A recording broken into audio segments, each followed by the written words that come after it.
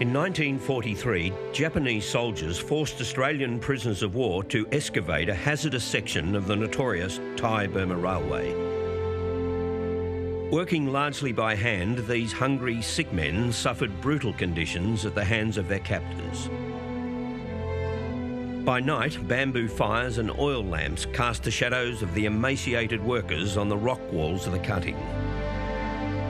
One survivor likened it to a scene out of Dante's Inferno. Today, we remember Hellfire Pass.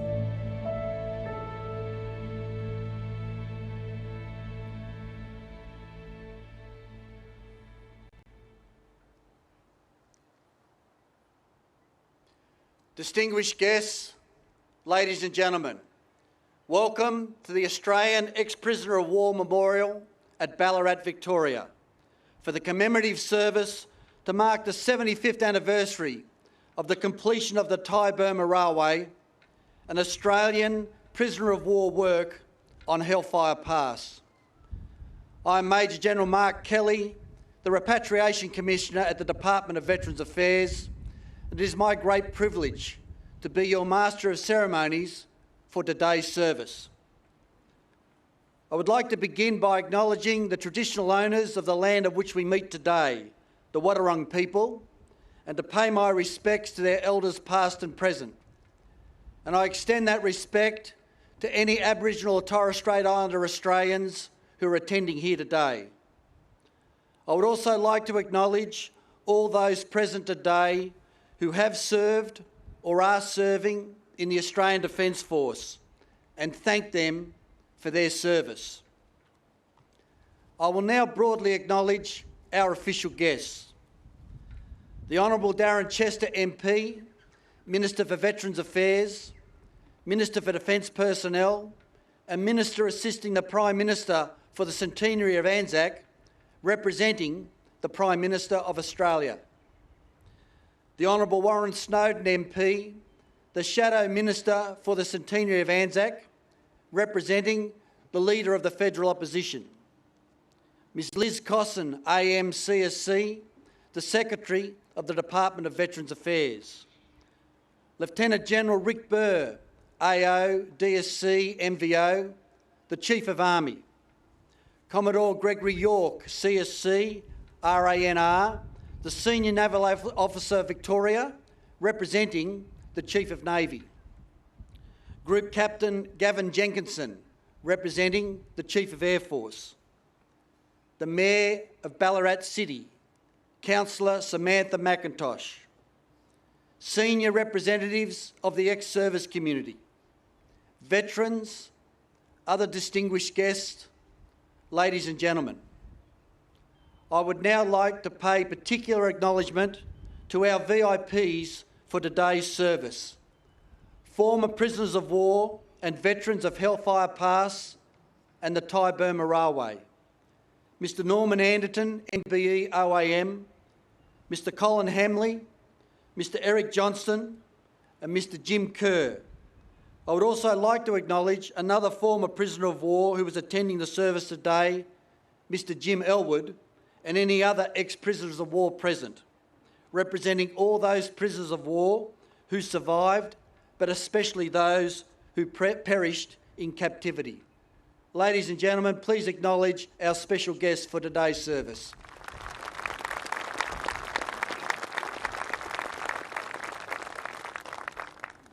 Thank you.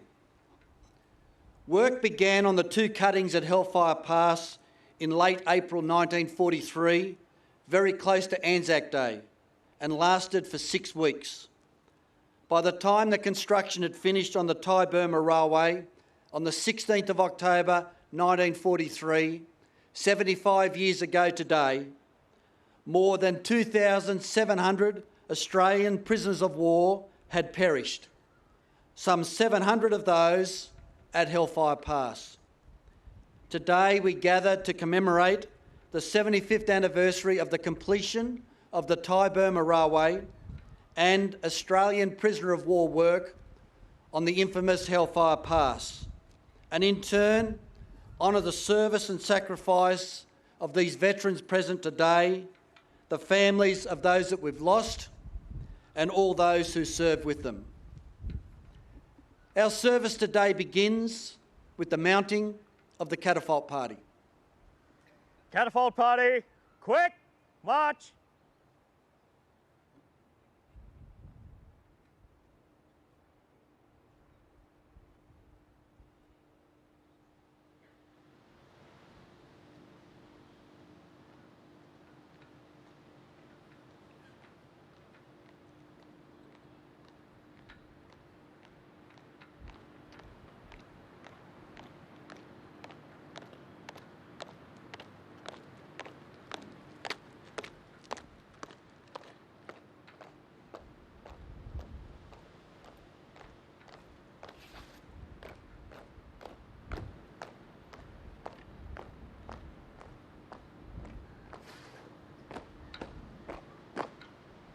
Catapult party, present, arms.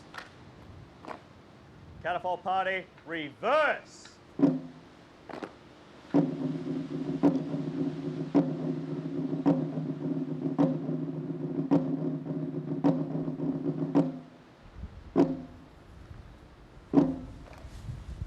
Catapult party inwards, turn. Catapult party, slow.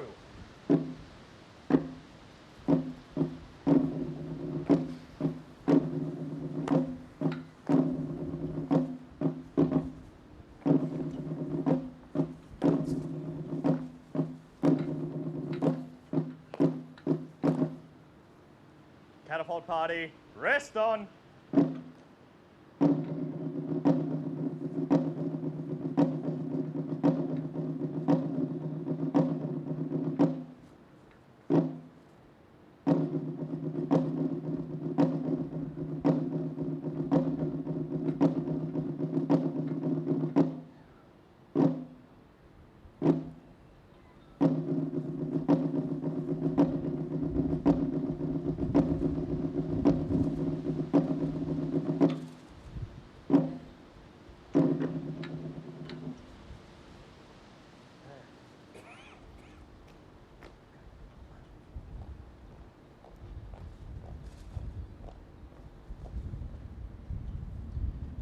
I now invite Lieutenant General Rick Burt, AO, DSC, MVO, the Chief of Army, to deliver the call to remembrance.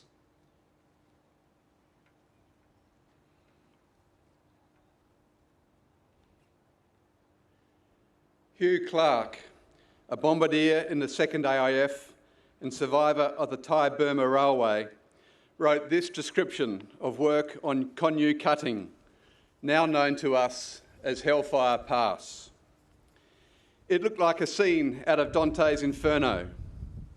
If you stood on top of the cutting, you could see the burning fires at intervals of about 20 feet. You'd see the shadows of the Japanese with their Foreign Legion caps moving around with their sticks, belting men. We still had our slouch hats, so you could distinguish the prisoners by being naked under the slouch hats, moving rocks around, hammering and clearing. There was shouting and bellowing, and this went on all night.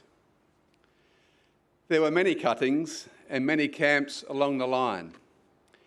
Hellfire Pass has come to be the most infamous and serves as a symbol of the hardship and horror experienced by all who toiled on the railway. The creation of the railway was a near impossible task. Rivers and canyons had to be bridged. Great swathes of mountain were cut away to push the railway line through the jungle. In October 1943, the two ends of the railway were joined near Konkoita. In a year, those who worked on its construction had endured a lifetime of suffering and hardship. They had experienced loss, beatings, malnutrition, ulcers, cholera, malaria, and general inhumanity. Of course, captivity did not end with the completion of the railway. Hundreds stayed behind to work on maintenance, others returned to Changi, and some, like Hugh Clark, were sent on work parties in other locations. In 1944, Hugh endured another incarnation of hell aboard a ship bound for Japan. He arrived in September and laboured on the dockyards at Nagasaki and in a coal mine beneath a lake in Nakama. At the war's end, he was on the west coast of the Japanese island of Kyushu. By October 1945, he was back in Australia. The years after the war were restless for Hugh, but he eventually settled into a life of writing and public service in the Department of External Affairs, later known as DFAT, in Canberra. Decades later, Hugh returned to Thailand. He visited the sites where he had once laboured. He later reflected, "Coming back to the area between Konyu and Hintok, I observed the river was as beautiful as I had sometimes remembered. There was little else of beauty to remember. I wondered whether this could be the same place where more than a generation ago a wretched army of slaves had laboured so hopelessly, where cholera had moved stealthily through a watery world, leaving behind so many scanty graves and funeral pyres. It could not have been easy to return to a place of such suffering and loss. Visiting the graves of fallen mates was even more difficult." He wrote, "I walked amongst the headstones at Kanchanaburi, looking for the names of men of my unit, the 2nd 10th Field Regiment, and each name conjured up a face and personality I had long forgotten. It was like taking part in a ghostly roll call, and for a moment I wished I had never returned." The completion of the railway was a remarkable feat of human endurance in horrific circumstances by the Allied prisoners and thousands of Asian labourers who worked on the line. These men held firm to their humanity and hope when all seemed hopeless. We can never replace the years taken in toil or restore health forever compromised.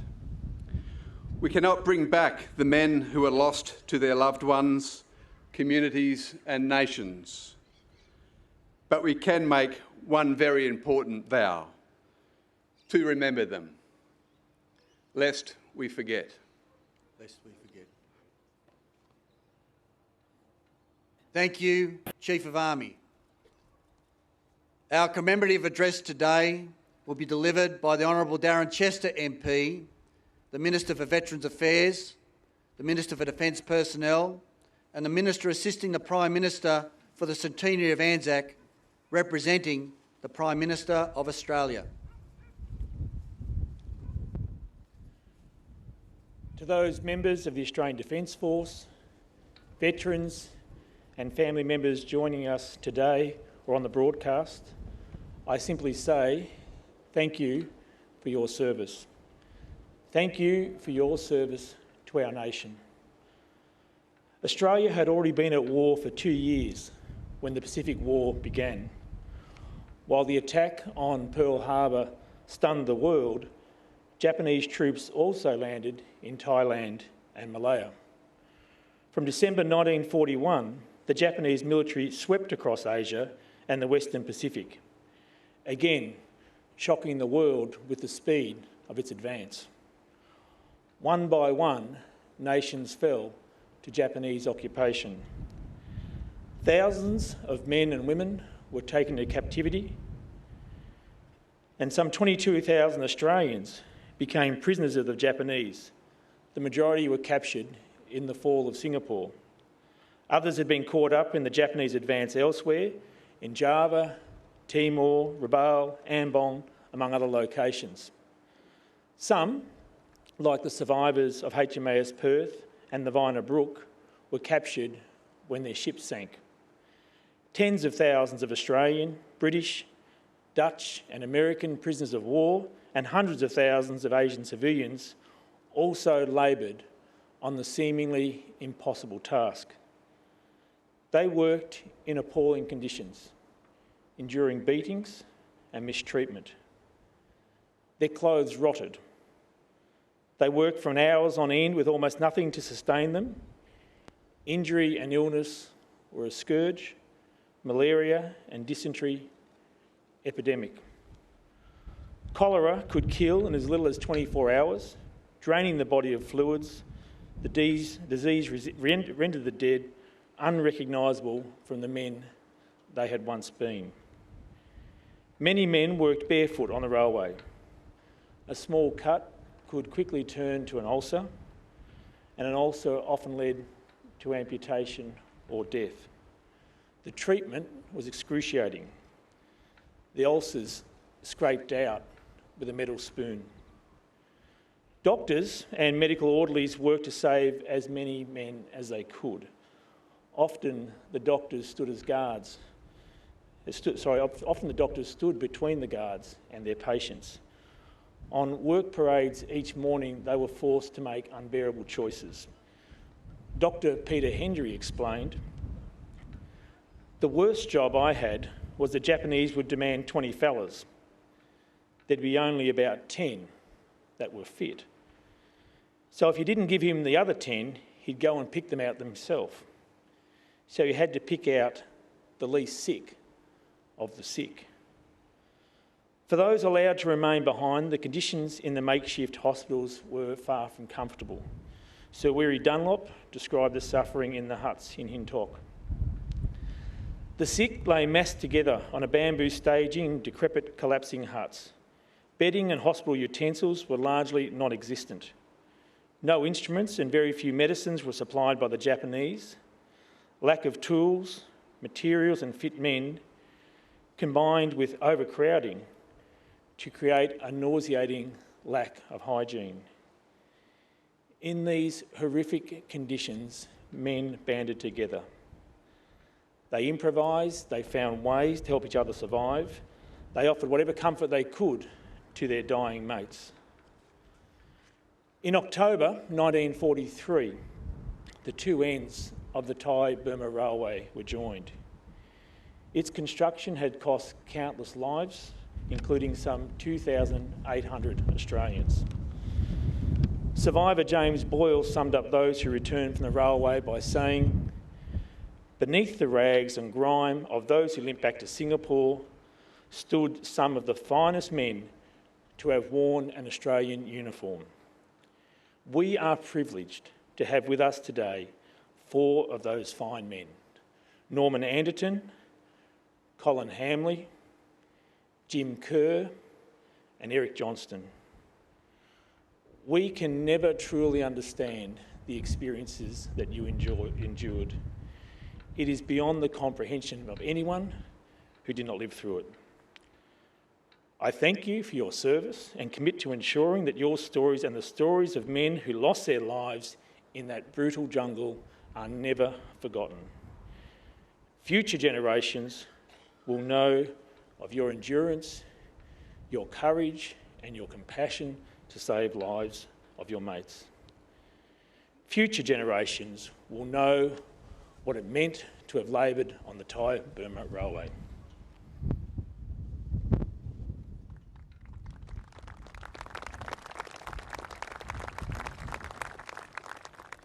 Thank you, Minister.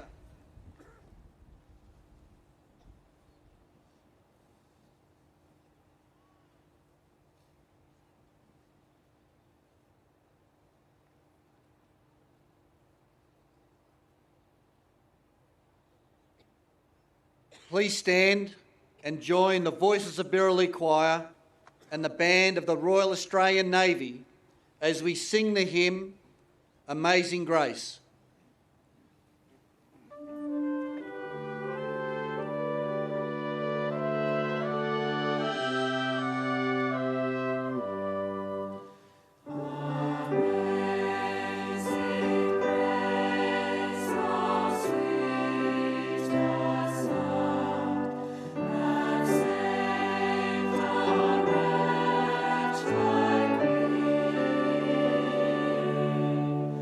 I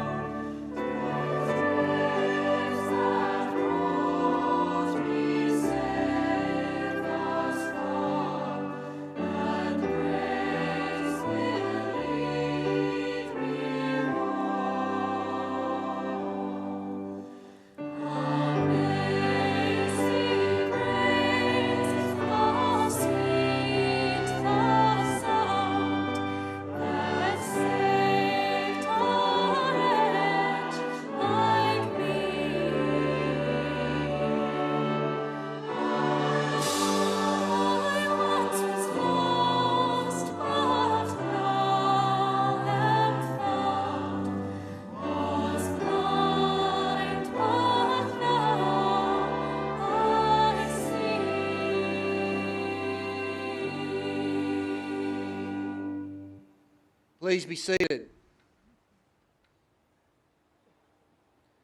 I now invite Sapphire Osman and Darcy Williams, the Victorian Regional finalists in the 2018 Legacy Junior Public Speaking Competition, to read Enid Johnson's story of her brother's passing as a prisoner of war and Thai Burma Railway survivor Stan Arneill's journey home.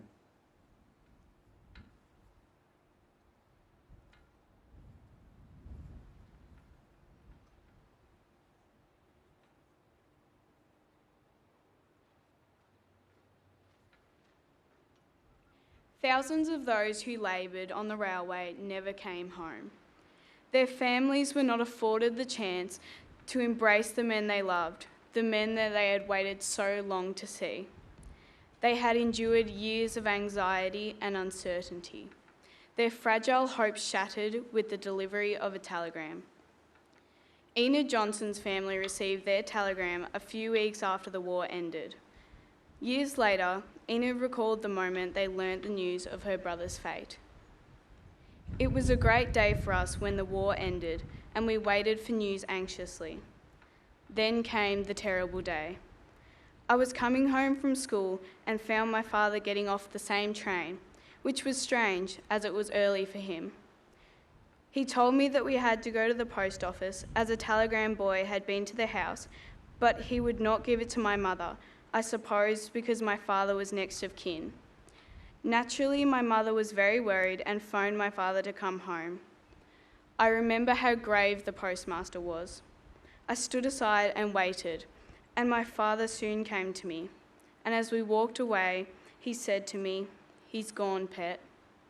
I could not believe this, and all the 15-minute walk home, I just kept saying, "It's just a mistake." He had died 2 years before, in July 1943, and even some of the cards that had given us such hope had arrived after he had died.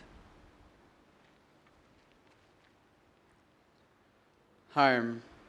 Even while enduring the brutality and deprivations of the railway, some prisoners allow themselves to think of home, of the possibilities of return.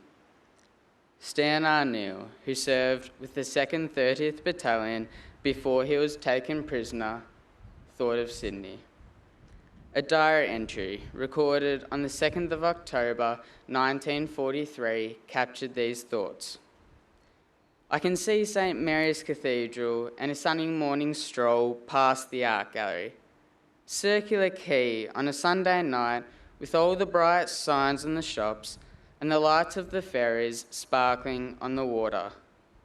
A cool breeze from the harbour and a train rattling across the bridge. Stan survived captivity. He made it home. In his diary, he recorded the experience of standing on the deck of the ships in the harbour he had longed to see. The entry is dated the 9th of October 1945, 9:30 a.m. On the deck by the rails, and we should leave the ship within half an hour. We're receiving a nice little welcome from half a dozen launches, and everybody on the ship is laughing all the time. It is great fun, but we are starting to get a little tired now, and we'll be glad when we disembark. Everyone is excited and all are terribly happy. In half an hour, we will have our feet on Australia. His final entry, written at 11:45 p.m, reads, "Today has been tumultuous and too much to place on paper. I am home, united with my family. It is very still and very quiet in the house, and as I sit here, my thoughts are of all my friends who will never come back as I have done. Thank you, dear God, for watching over me and bringing me home. Thank you, Holy Mary, Mother of God, for the protection you have given me. It is all over now. This diary is finished.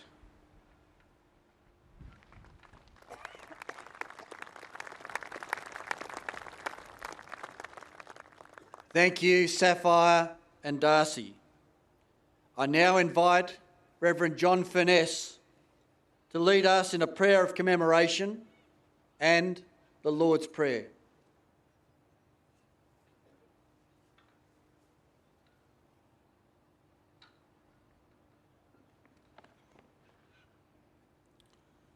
I invite you to join with me in prayer. Let us pray. Father God, the creator and sustainer of all humankind, assist us always to keep our commemorations honest as we recall the past, compassionate as we judge the present, and lively as we engage the future. Lord, hear our prayer. We give thanks for all of the blessings held in our liberty and freedom. We thankfully remember those who fought and died, and those who were held in merciless captivity, in which heroism, sacrifice, and true mateship rose above all else. We also remember those who returned, wounded in body and soul, and yet who made what we enjoy their testimony and legacy. Lord, hear our prayer. Father God, whose mercy is over all the world, go with us into the uncertainty and the promise of the years that lie before us. Turn the hearts of all people away from the use of force, the illusions of wealth, the contagion of prejudice, and the rule of selfishness. Make us a servant people, following the way of Jesus. Persuade the nations to refrain from wrong causes, that each may find its soul, and humble us to love ourselves and all people. Lord, hear our prayer. And now, as we have been taught as family, we say together, Our Father, who art in heaven, hallowed be thy name. Thy kingdom come, thy will be done on earth as it is in heaven. Give us this day our daily bread, and forgive us our trespasses, as we forgive those who trespass against us. Lead us not into temptation, but deliver us from evil. For thine is the kingdom, the power, and the glory, for ever and ever. Amen. Thank you, Padre. Wreaths will now be laid by official representatives. The wreath layers will be accompanied by students from the following schools: Ballarat Grammar, Ballarat Secondary College Woodman's Hill, Loretto College, St Patrick's College, and Ballarat Clarendon College. The first wreaths will be laid jointly by the Honourable Darren Chester MP on behalf of the Government and the people of Australia, and the Honourable Warren Snowden MP on behalf of the Federal Opposition.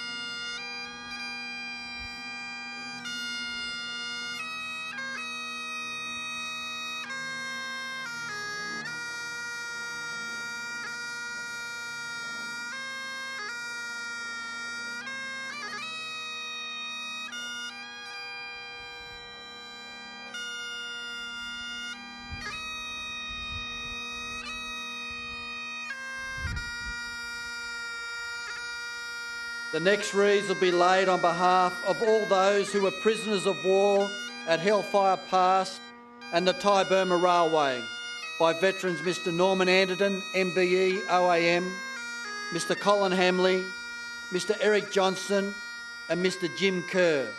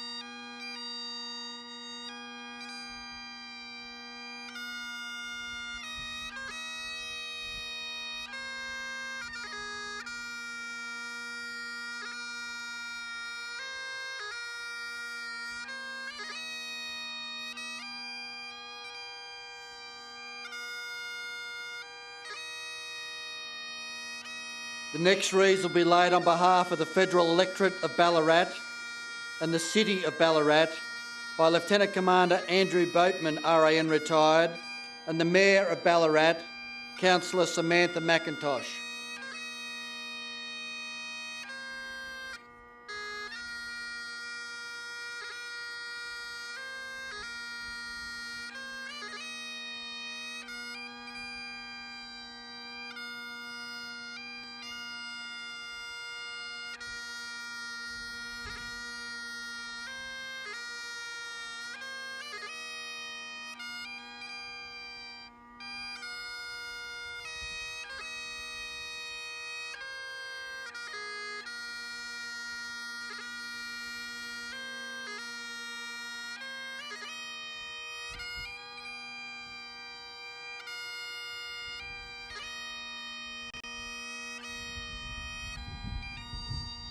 The next wreaths will be laid on behalf of the men and women of the Australian Defence Force by Lieutenant General Rick Burr, AO DSC MVO, accompanied by Warrant Officer Grant McFarlane, OAM, Commodore Gregory York, CSC, RANR, and Group Captain Gavin Jenkinson.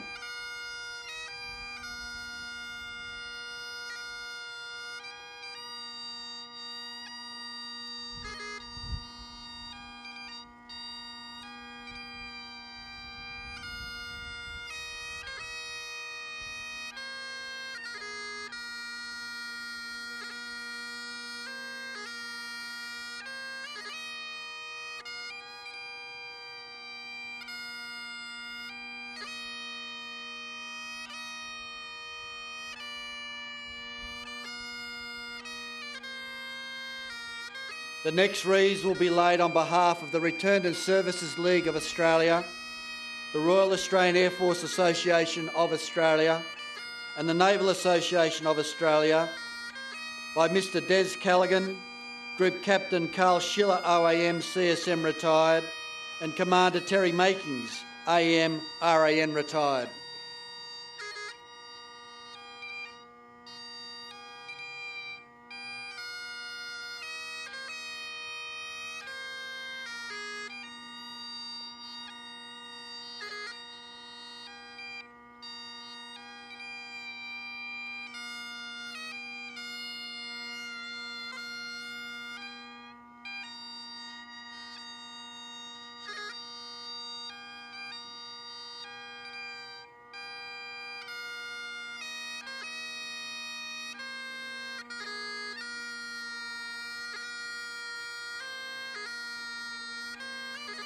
The final wreaths will be laid on behalf of the War Widows Guild of Australia, Legacy Australia, and the Australian Federation of Totally and Permanently Incapacitated Ex-Servicemen and Women by Mrs Helen Adamson, Mrs Sania Birch, and Mr Terry Wilson.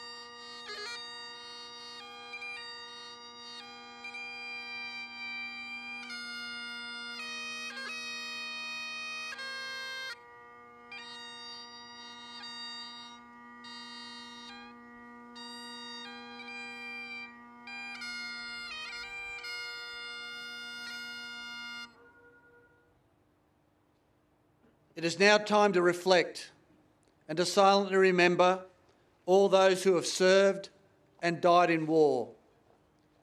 Please stand for the ode, which will be followed by the last post, 1 minute silence, and rouse. The ode will be recited by Mr Colin Hamley, a prisoner of war at Hellfire Pass and on the Thai-Burma Railway.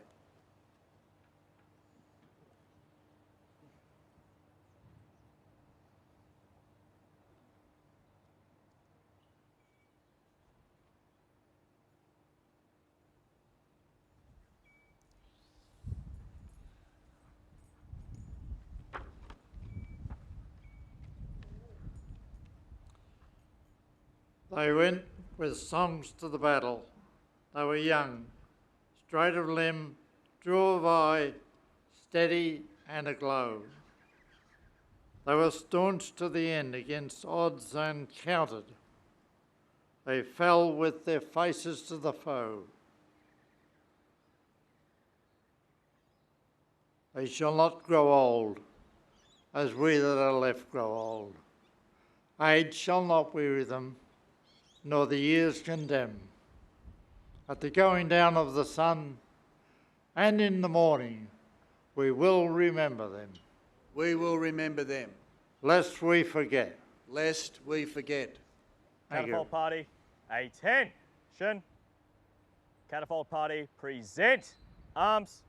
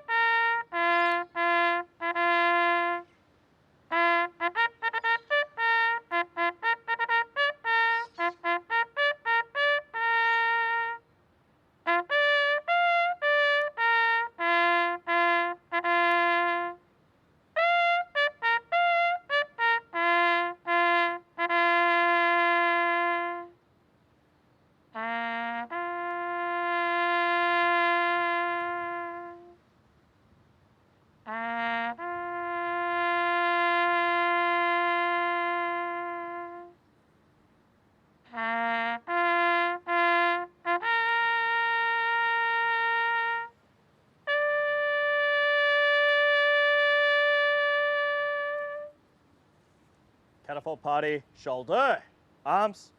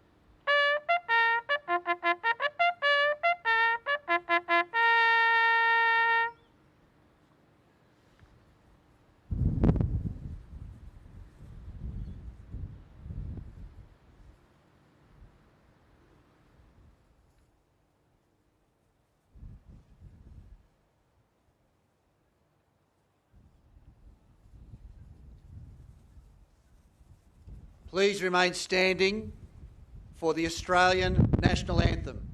Catapult Party, present arms.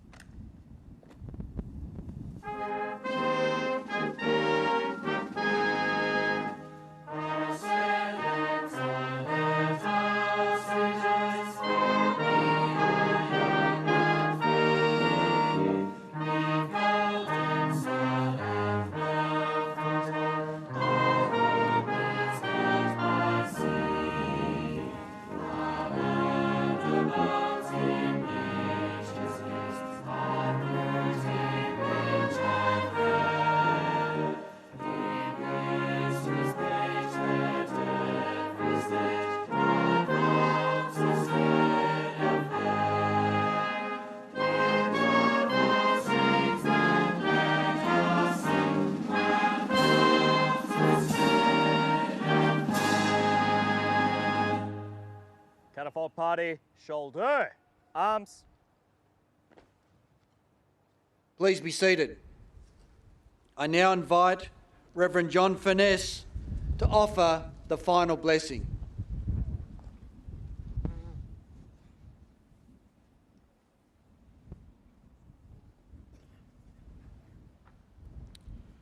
Now may grace, mercy and peace from God, the Creator and the Sustainer of all life, be with you during the hours of this day and all of the days that follow. Amen. Amen. Thank you, Padre. We began our service today with the mounting of the catafalque party, and now the catafalque party will be dismounted. Catapult party, outwards, turn. Catapult party, quick, march.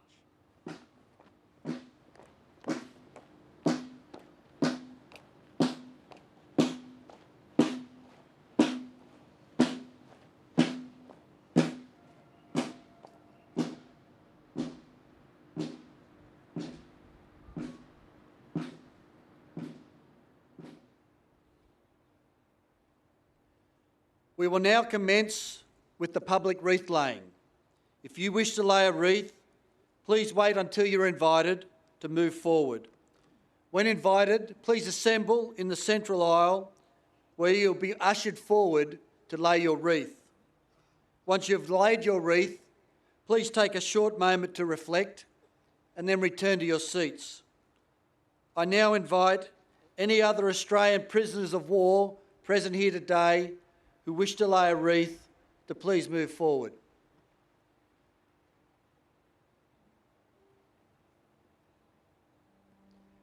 I now invite widows and families of veterans of Hellfire Pass and the Thai-Burma Railway and other prisoners of war to please come forward and lay your wreaths.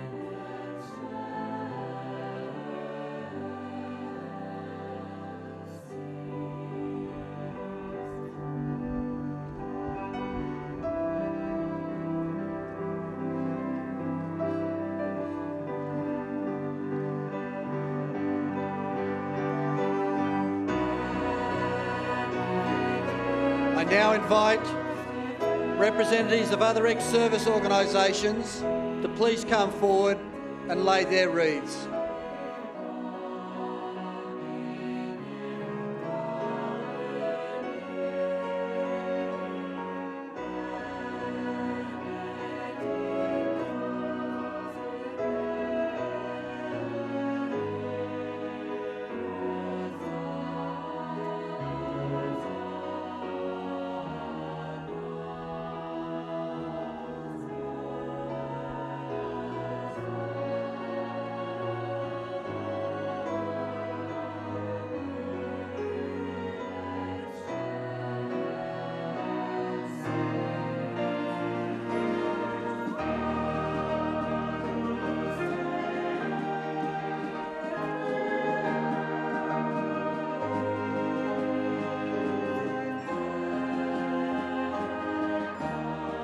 I now invite any school representatives to come forward and lay their wreaths.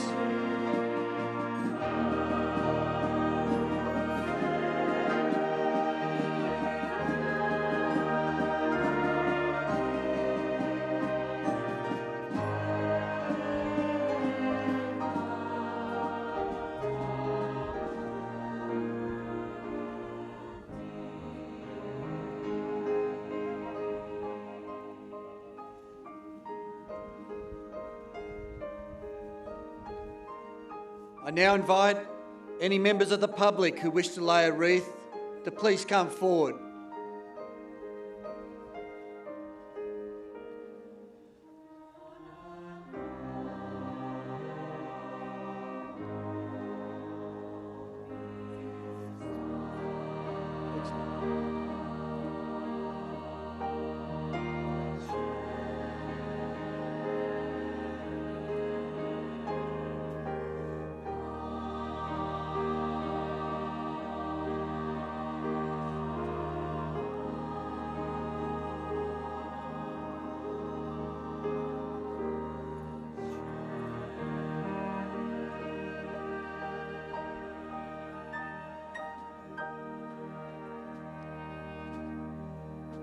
The final wreaths today will be laid by Alexander Brown and Adia Graf on behalf of the Voices of Birrallee Choir.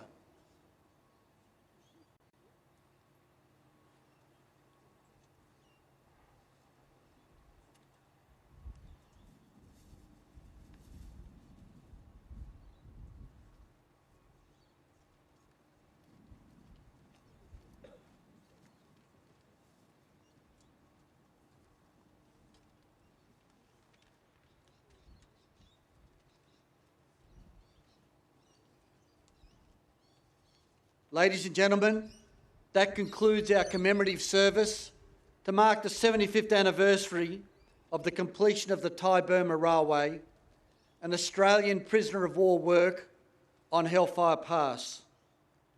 To our special guests today, the veterans of Hellfire Pass and the Thai-Burma Railway, thank you for being with us for today's service.